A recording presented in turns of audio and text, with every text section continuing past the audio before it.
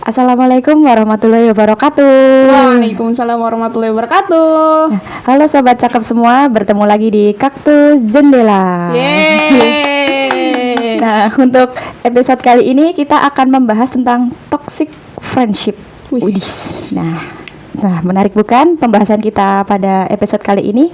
Namun sebelum kita menuju pembahasan kita, untuk teman-teman semua silahkan like video ini, jangan lupa komen di kolom komentar, dan jangan lupa subscribe dan nyalakan notifikasinya supaya teman-teman semua dapat notifikasi dari kami. Nah, kita langsung saja ya untuk pembahasan kita bersama Laila. Apa kabar nih Laila? Alhamdulillah baik. Untuk kesibukannya sendiri apa ini? Sekarang masih kuliah di salah satu universitas swasta di Yogyakarta. Kemudian juga adalah beberapa hal yang harus dikerjakan di organisasi gitu. Mahasiswa aktif ini. Jangan gitu dong. Jangan gitu dong. Nah, mengenai tentang toxic friendship. Nah, dalam berkehidupan mahasiswa dan organisasi tentu kita ini ya sering berinteraksi dengan orang banyak. Iya, benar. Benar banget nih. Dan tidak dipungkiri itu pasti akan membentuk lingkar pertemanan. Betul. Nah, mengenai toxic friendship sendiri nih. Apa sih sebenarnya toxic friendship itu kalau menurut Laila sendiri? Oke. Kita bisa ini sih sebenarnya bisa mengambil poinnya di toxic. Nah, kan toxic ini dari bahasa Inggris kan, artinya racun. Jadi kita bisa mengartikan toxic ini sebagai salah satu hal yang akan membawa dampak buruk terhadap diri kita atau orang yang mengkonsumsi atau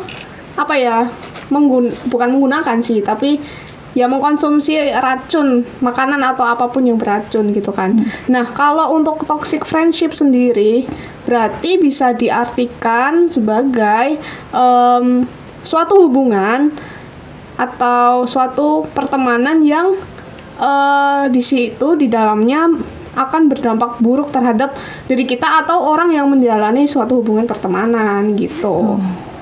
Tapi ini ya tidak bisa dipungkiri juga kalau di lingkungan pertemanan itu pasti ada aja yang teman-teman toksik kayak gitu. Banyak.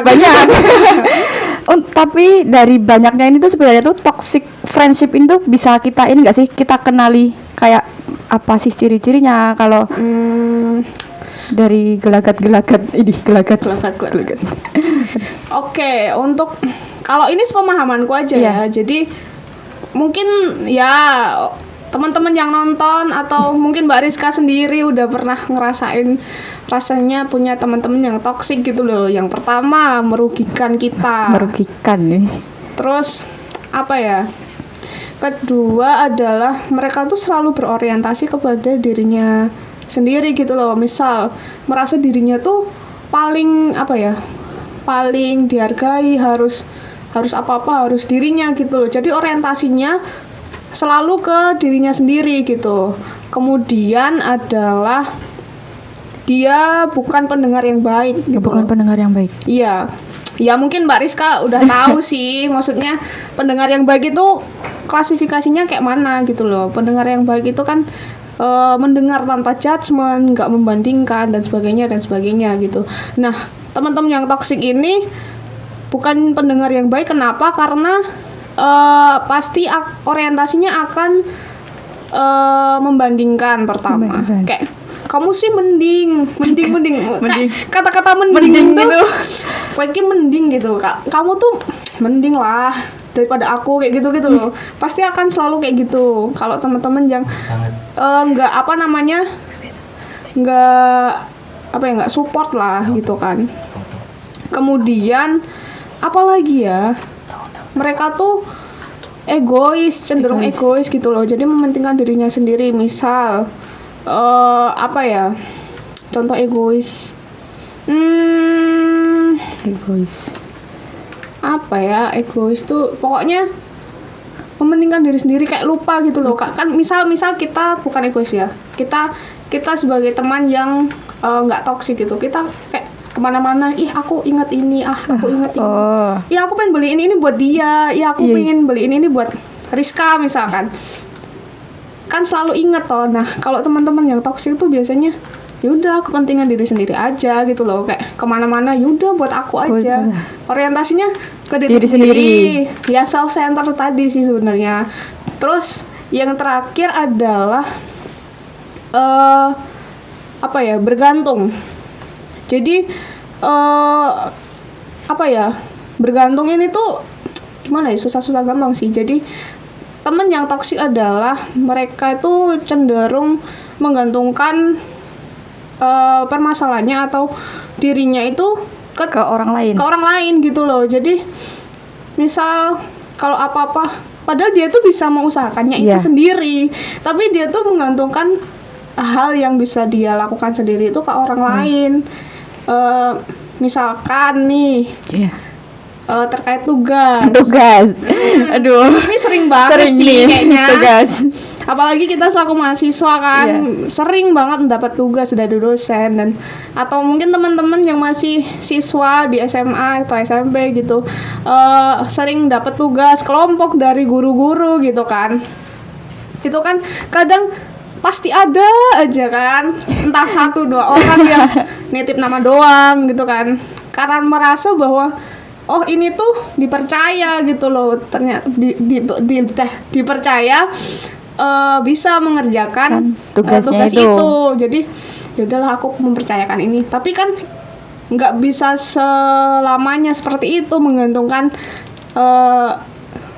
tugas itu ke teman gitu loh. Soalnya kan dengan kita ngerjain tugas kan kita nambah juga pemahaman, pengetahuan dan lain sebagainya. Nah itu tuh ini sih, jadi ya satu sisi emang positifnya buat yang ngerjain ya, jadi dia tahu lebih paham gitu ya. Iya, tapi untuk orang-orang yang bergantung ini, teman-teman yang kita anggap toksik ini itu kan apa ya namanya, merugikan diri dia sendiri, kemudian kayak membebani kita juga yang apa namanya, yang nggak toksik ini. Jadi sombong banget yang nggak toksik, yang netral lah, yang sehat ini gitu kan. Kalau menurutku itu sih kayak ini sih, kan tadi mengenai tugas ya.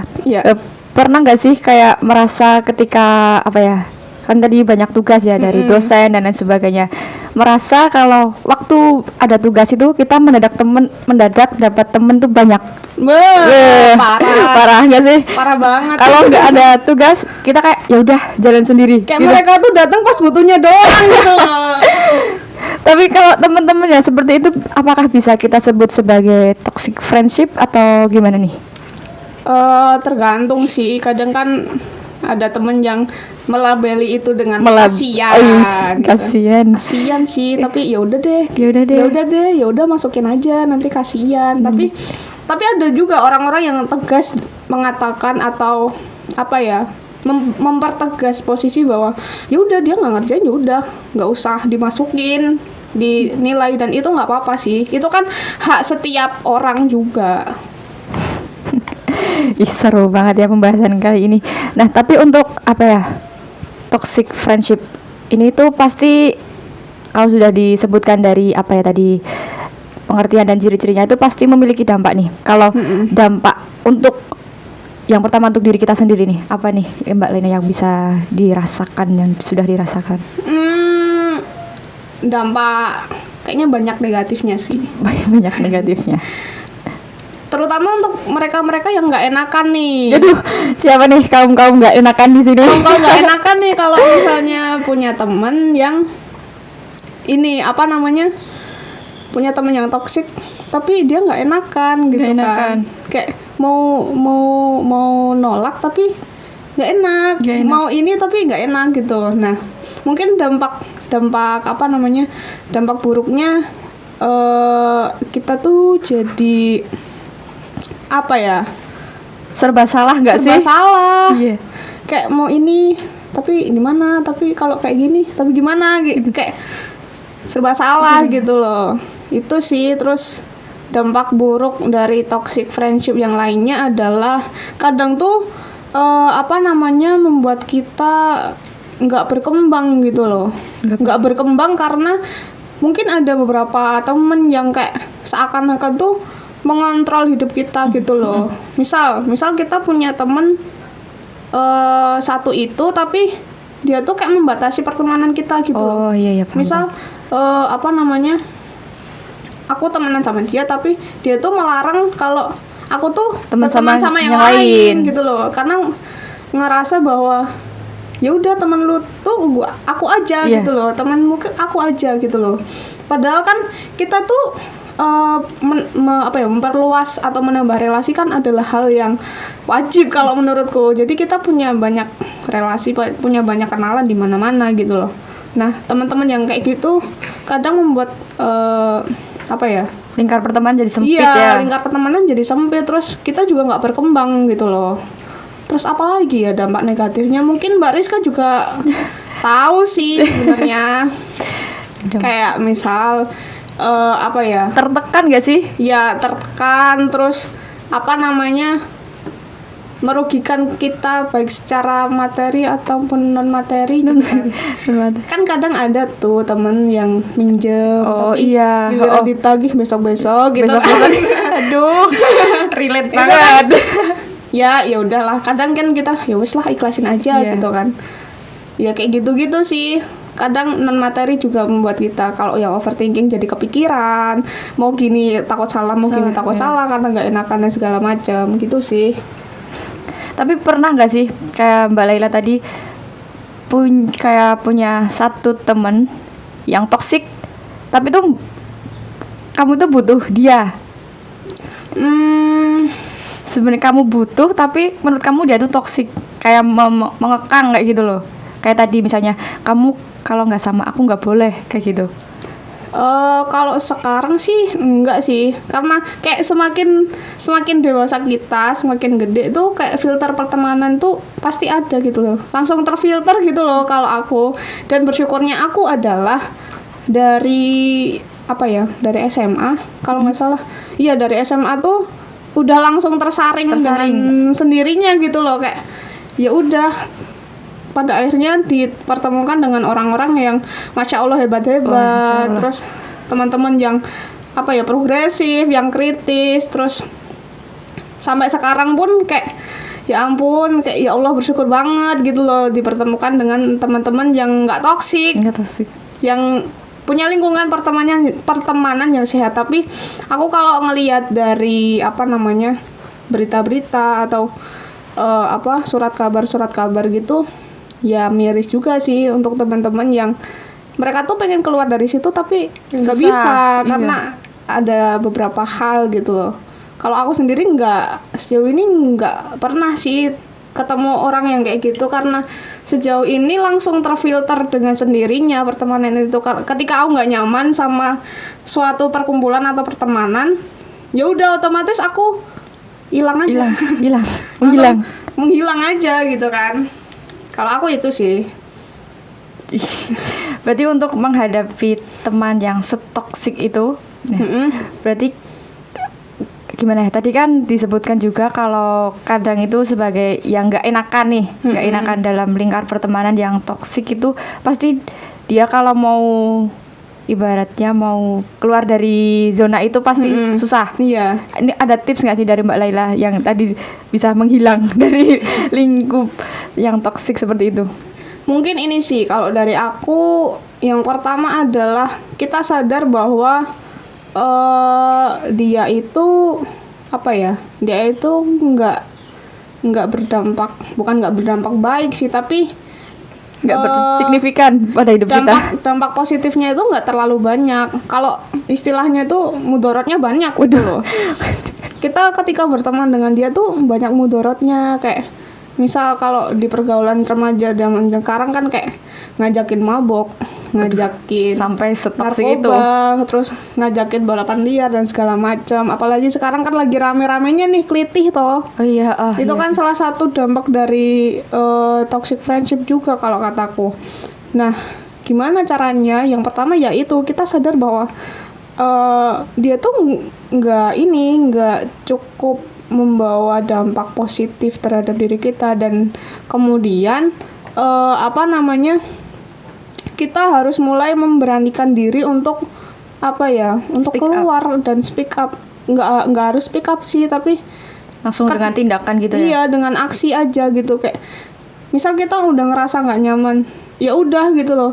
Tapi kalau emang mau secara norma yang baik, ya bilang aja sama temennya, aku udah nggak nyaman nih dengan apa namanya, dengan lingkungan pertemanan yang kayak gini, kamu kayak gini, langsung dikoreksi aja temennya tuh kayak gini kayak gini kayak gini. Soalnya teman-teman atau orang-orang yang toksik ini mau mau dikritik sebagai apa segimanapun, dia itu pasti akan tetap menolak, bukan menolak sih, tapi nggak sadar, nggak nerima gitu loh. Kalau aku tuh nggak gitu orangnya, pasti akan selalu kayak gitu loh. Jadi lebih ke diri kita sih, kita belajar untuk itu, pertama sadar, kemudian kedua memang ketika kita memang sudah nggak nyaman, terus nggak enak untuk berada di circle itu, ya udah keluar aja gitu loh, tinggalin aja. Lagi pula ngapain kita bertahan di suatu hubungan hubungan pertemanan, maksudnya hubungan pertemanan yang nggak berdampak positif untuk diri kita gitu loh. Tinggalin aja gitu loh. Kita kan kayak ada jumlah manusia di dunia ini kan banyak gitu loh. Kita masih bisa masih bisa cari teman di tempat lain gitu loh, kayak ya udah gitu. Terus kemudian kita lebih belajar untuk mencintai diri kita sendiri gitu loh. Self love gitu kan istilahnya zaman sekarang, self love gitu loh. Ketika memang suatu pertemanan itu berdampak negatif, itu kan pasti akan berimbas sama diri kita sendiri. Nah, mungkin dengan cara kita keluar dari pertemanan itu adalah salah satu bentuk self love terhadap diri kita gitu loh, karena kita berusaha untuk menjaga diri kita dari lingkungan yang negatif gitu loh. Terus apalagi ya, kalau bentar. Aku bingung.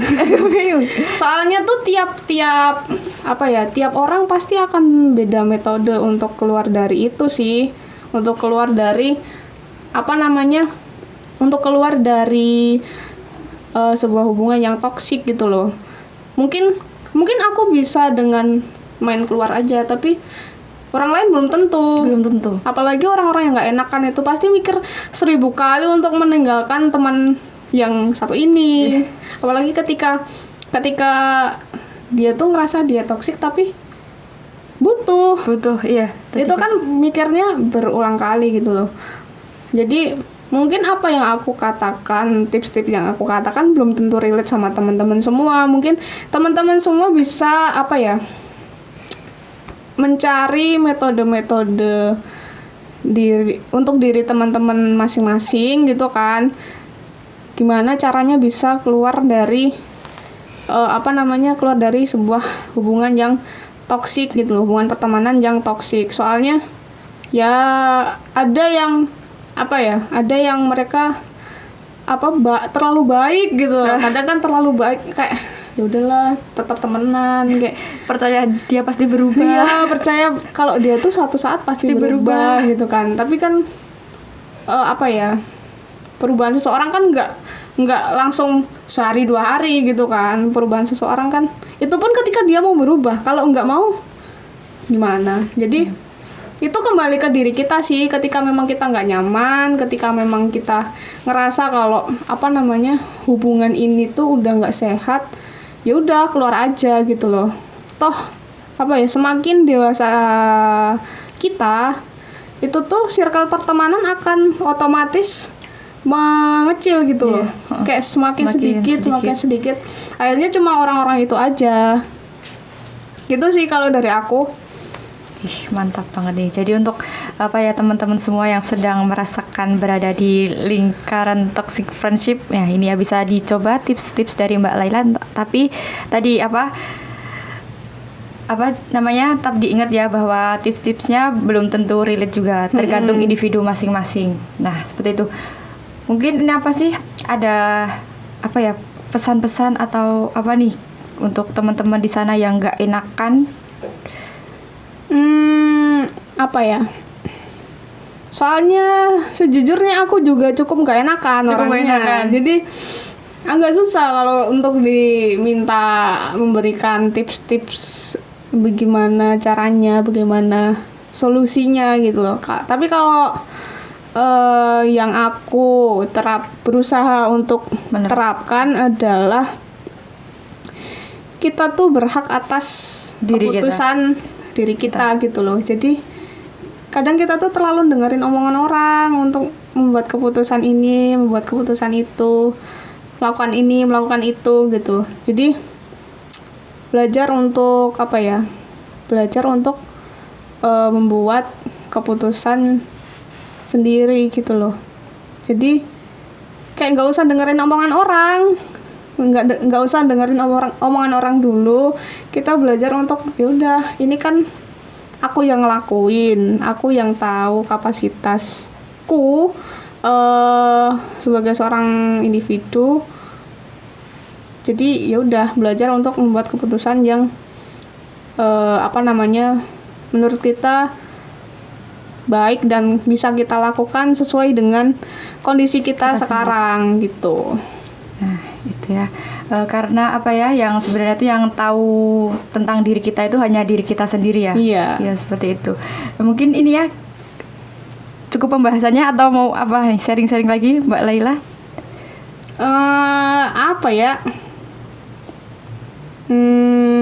Kalau dari mungkin giliran aku yang nanya nih mungkin. Aduh, boleh giliran ditanya. Boleh nih. Kalau dari Mariska sendiri sejauh ini sampai menjadi mahasiswa, mungkin kan Mbak Rizka juga kebetulan ketemu dengan remaja-remaja juga kan. Remaja. Nah, itu biasanya kira-kira kalau dari remaja-remaja sekarang tuh apa ya, contoh-contoh konkret apa yang toksik itu yang gimana gitu, selain yang nilai tadi, nitip nama di tugas. Kalau ini sih, kalau misalnya ya kita itu lagi kumpul nih sama teman-teman, tapi mereka itu sibuk dengan HP-nya sendiri. Wah, itu termasuk toksik gak sih sebenarnya? Jadi tuh kumpul itu cuman kumpul aja, tapi mereka pada main HP sendiri. Itu lebih nggak menghargai waktu sih. Maksudnya menghargai esensi dari kumpul gitu loh. Kayak ngapain kamu kumpul tapi main HP sendiri? Itu kan, itu mah bisa di rumah aja kali, nggak usah kumpul, ngapain? Apa ya yang toksiknya itu tadi sih yang tugas, biasanya itu tugas. Sama kadang itu ada teman, ya bener sih kalau misalnya datang itu memang ya pas butuh ya, ya tapi kadang butuhnya tuh nggak ngira-ngira. Datang itu parah. Tapi ya gimana lagi, ya itu tadi sih, paling kalau dari aku sendiri kayak nggak, tipenya itu kayak berteman tuh secukupnya gitu loh. Iya sih harus sih. Iya kan, berteman itu iya sih, kita boleh mencari teman sebanyak-banyaknya, tapi kalau untuk yang kita anggap benar-benar teman tuh kan pasti sedikit ya. Iya kan, karena kita juga kan nggak mungkin ya membatasi pertemanan kita nanti, kan takutnya kita juga nggak berkembang. Tapi untuk yang benar-benar dianggap teman tuh cuma sedikit. Dan kadang itu kalau aku pribadi ya, karena pribadi orang kan beda-beda. Jadi kalau aku itu biasanya kalau nggak terlalu dekat itu bukan nyuekin sih, tapi kayak angin lalu gitu loh. Iya nggak sih? Kayak benar, misalnya mereka kayak bilang ke kita gini, tapi kadang aku juga mikir, ya udah sih, yang tahu kan cuman teman-teman deket kayak gitu loh. Kadang mereka kan menilai itu cuman ketika ketemu aja, padahal kan kita ketemu juga jarang kayak gitu sih. Iya sih. Ya secukupnya, tapi juga nggak membatasi juga gitu kan. Ya kalau kita mungkin ditanya, karena kita udah mahasiswa semua ini, ketika ditanya temennya banyak temennya tuh banyak di sana sini. Tapi mungkin untuk yang kita bisa secara gamblang, secara los menunjukkan diri kita yang sebenarnya gitu ya, mengekspresikan diri kita tanpa jaim lah pokoknya. Iya, nggak jaim itu cuma beberapa orang doang gitu kan. Ya itu sih. Itu juga salah satu bentuk filter sih sebenarnya. Filter untuk diri ya, Iya. menjaga ini sih kesehatan mental ataupun diri. Iya. Iya sih. Mungkin itu sih. Sudah keren sih, keren. Kalau dari Mbak Laila gimana cara memfilternya itu tadi? Apakah sama juga atau gimana? Aku nggak tahu sih, tapi ya udah aku bilang tadi kayak terfilter dengan sendirinya. Kayak entah aku yang nggak sadar atau gimana gitu. Kadang tuh aku mikirnya kan dari SMA udah ikut ini sampai sekarang kuliah ikut ini. Kayak mungkin aku ngerasanya malah itu kayak jalan Allah aja. Masya Allah. Kayak ya udah dipertemukan dengan orang-orang yang hebat-hebat, dipertemukan dengan teman-teman yang keren-keren gitu kan. Sedangkan aku yang masih apalah ini gitu kan. Aduh, apalah ini. Kayak aku tuh siapa, tapi aku bersyukur sih dipertemukan dengan teman-teman yang hebat, yang Masya Allah progresif, kritis, keren sih. Aktif, produktif yang tips lainnya. Ya, yang selalu memacu kita untuk semangat untuk berproses. Yes, mantap banget nih. Nah, untuk kita udah nih, nggak kerasa ya kita udah di penghujung episode kali ini. Nah, untuk dari teman-teman semua nih, boleh nih kalau mau bagi-bagi cerita tentang toxic friendship-nya di kolom komentar boleh banget. Nanti kita sharing-sharing bareng di situ. Oke? Dan boleh mau promosi akun sosmed mungkin boleh. Waduh. Mbak Laila. Mungkin bisa di follow aja di Instagramnya Nurlaila Octavia _. Jangan lupa di follow dan jangan lupa juga untuk subscribe channel YouTube Kaktus Jendela, like juga dan share video ini ke teman-teman kalian. Sampai jumpa di podcast selanjutnya. Assalamualaikum warahmatullahi wabarakatuh. Waalaikumsalam warahmatullahi wabarakatuh.